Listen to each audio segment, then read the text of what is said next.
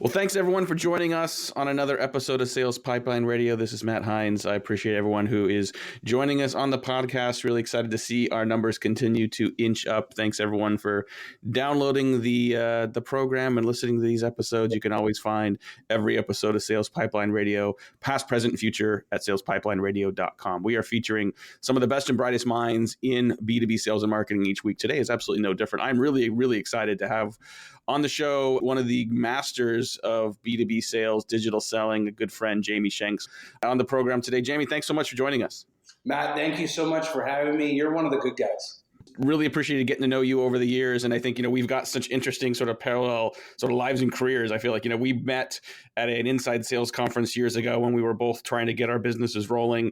We've both sort of, the trials and travails of growing a business, as well as sort of managing and balancing family with that as well. I mean, from afar, it's also been really exciting to watch the growth of Sales for Life, how you have emerged as sort of the leading voice in the digital sales world. So congratulations on that. Talk a little bit about what that growth has been like, as you've been growing a business while also really sort of leading a movement on the digital sales front.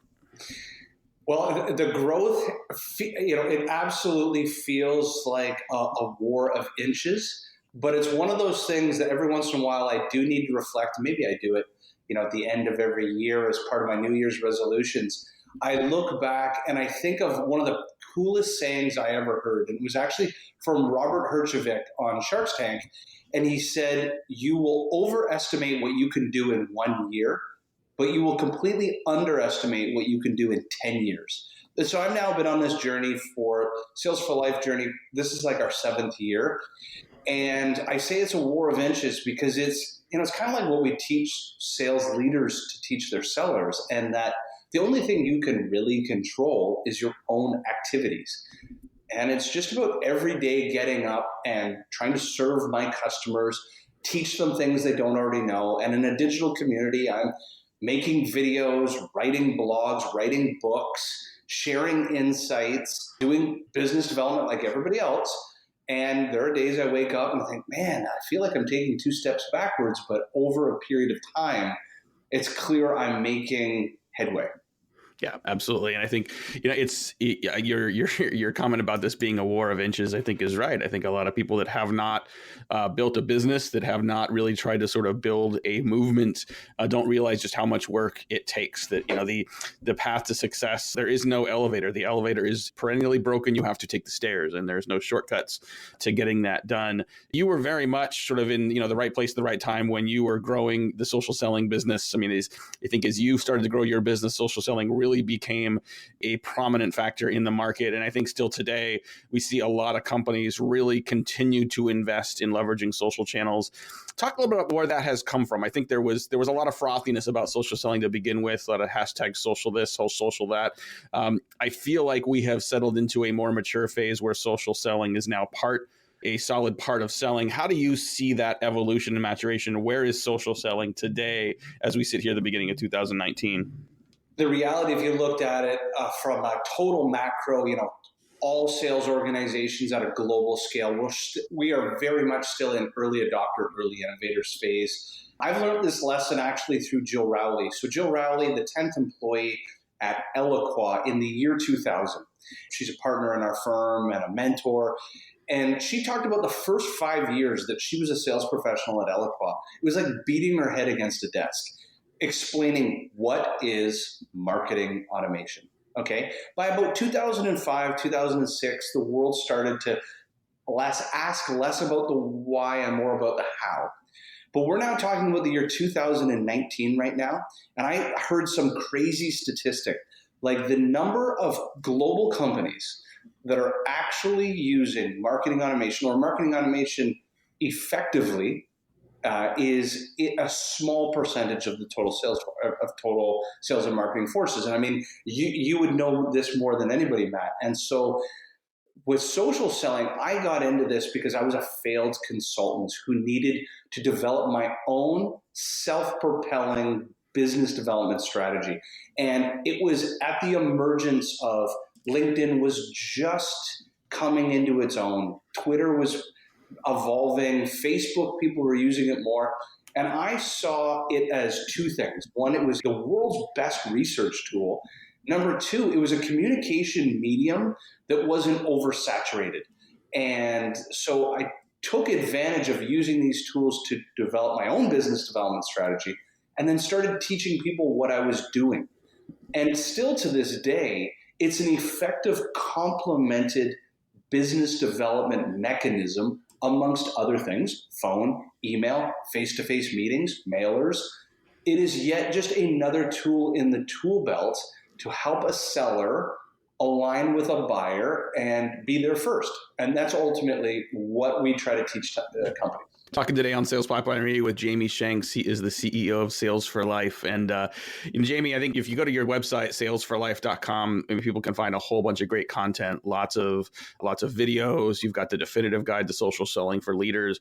I've noticed in a lot of your marketing and a lot of your messaging that you've made the shift from social selling to digital selling. Help me understand, what's the difference and why is it important to think about this broader than just social channels today? And this is an important inflection, as you and I were just talking about the growth trajectory of that term, social selling. Social selling just means the usage of social media platforms within a sales go-to-market strategy or a sales process. So think of it as a series of sales plays that are intertwined into a go-to-market. Well, the reality is that social media is only one mechanism to help a seller connect with a buyer.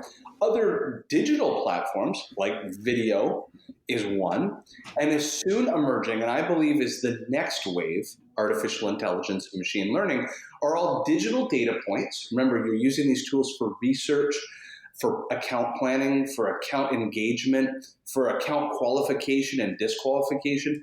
All of these digital tools and fingerprints that customers are leaving around can be harnessed to help a seller. And so we're evolving it towards digital. And in fact, even companies like LinkedIn are evolving it beyond digital. They don't even call it digital anymore. It's being called modern. That's all that it is. Because at the end of the day, social selling, digital selling, it's all just selling, is just infusing the 21st century into your sales plays. So there's been an interesting, I don't know if I'd call it debate, but just I guess a back and forth between, folks that have been evangelizing more modern sales techniques and tactics, and a group of folks in the market that I guess I would call more traditionalists that have called it a fad, called it something that has been overblown. I think that there's probably somewhere in the middle that is actually accurate, right? I don't think that social selling and digital selling means that traditional approaches to sales aren't working, but I think that there is clearly an evolution of taking some of those sort of those challenger related, some of those sort of bringing insights to the table, best practices, and simply using some of the digital channels to improve your connect rates, to improve the connection, improve the frequency and value of your interactions. How do you see the sort of the traditional sort of quote unquote evergreen best practices of selling sort of merging and integrating with more modern digital selling techniques? And I'll be the first to admit, whether it was something that we did intentionally or it happened to evolve to devolve into where it became this debate of cold calling versus social selling. I'm the first to admit that that's just clickbait. The reality is that that social selling is an accelerant or a complement to an existing go-to-market strategy that's working. Let's assume first that it's working, phone, email. And the reality is you can't have one without the other.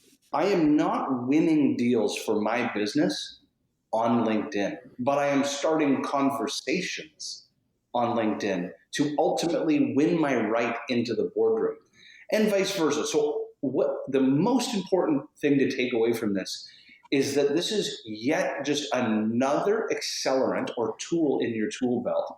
I'm a firm believer you cannot run an effective business development strategy without using all and available resources at your disposal to be able to help the customer. And if traditional meant licking envelopes and mailing things to people, or making calls, or sending emails, and or direct message people on Twitter, these are all available tools that can only help as long, the big if, and what we do with companies is is really refine that time management of what you're doing. But ultimately, they are all important elements to the process. All right. So you literally wrote the book on this topic. Your first book was Social Selling Mastery. And for anyone listening who has not really sort of fully delved into not just tactically, what do I do on channels, but thinking strategically about how you leverage social to improve your sales efforts, highly recommend Social Selling Mastery. Your new book, however, is called Spear Selling. And, I love this topic. It immediately makes me think about, I think, John Miller, who was the co-founder of Marketo.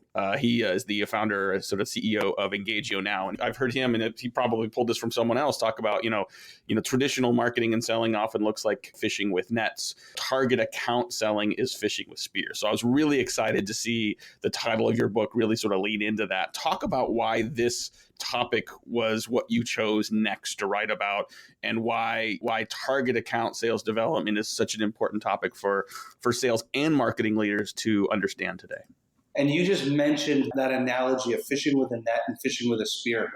And if you went back a few years ago, as inbound marketing became more pervasive in organizations, as marketing and is becoming more accountable to sales quota attainment, what Social Selling Mastery was about was being a magnet and creating a system for yourself as an individual seller, or if in a business unit, to be able to create a structure where you are, like Forrester's statistics, 74% of deals are awarded to sales professionals that are the very first to provide value and insight.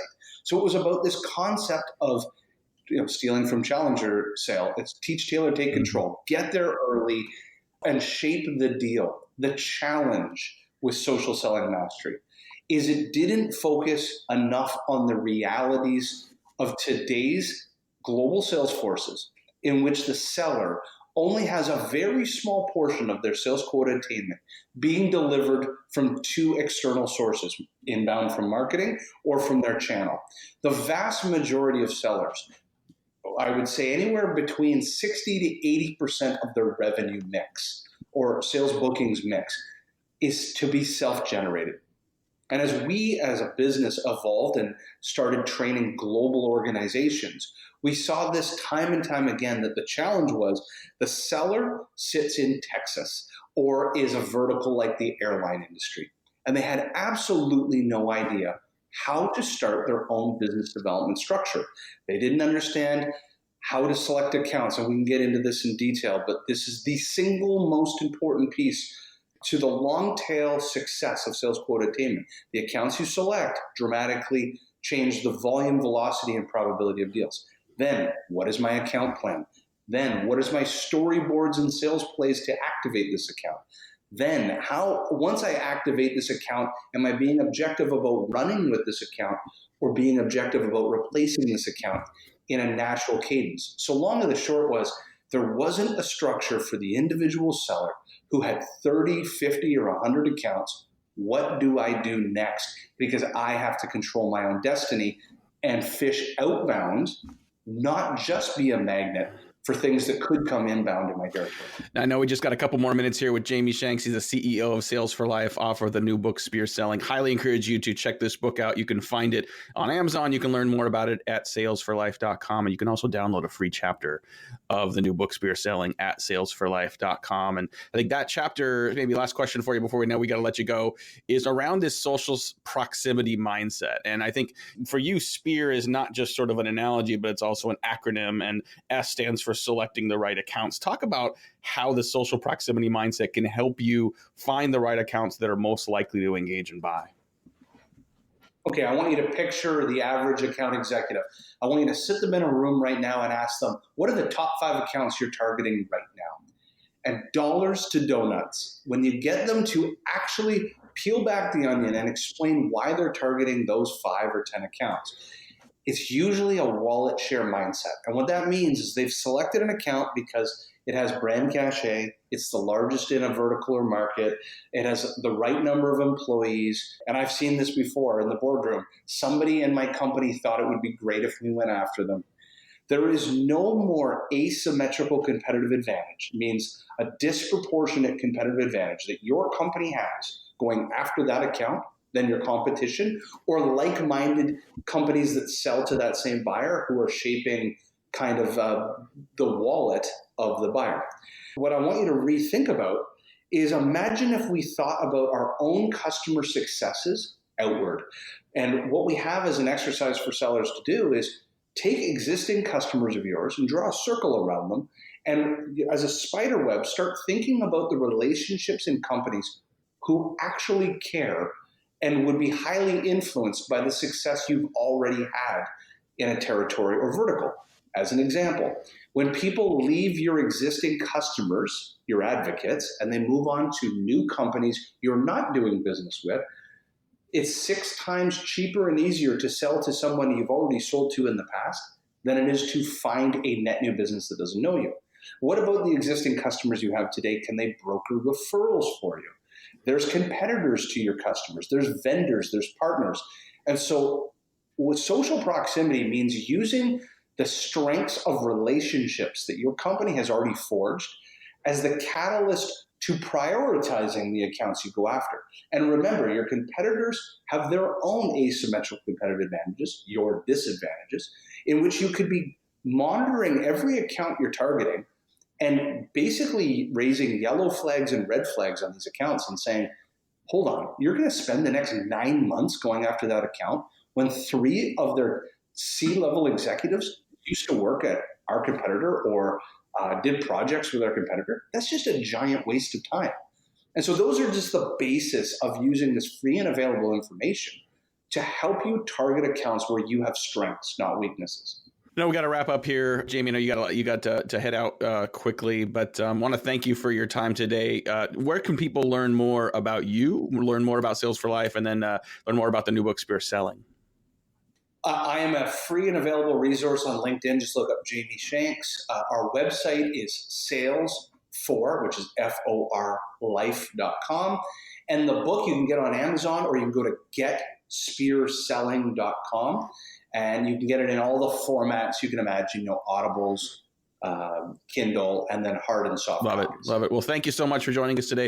Thank you, everyone, for joining us on another episode of Sales Pipeline Radio. If you like this, want to share it with some of your colleagues, you can find it on demand at salespipelineradio.com. We'll be back with more B2B sales and marketing conversations. Until then, this is Matt Hines. Thanks for joining us on another episode of Sales Pipeline Radio.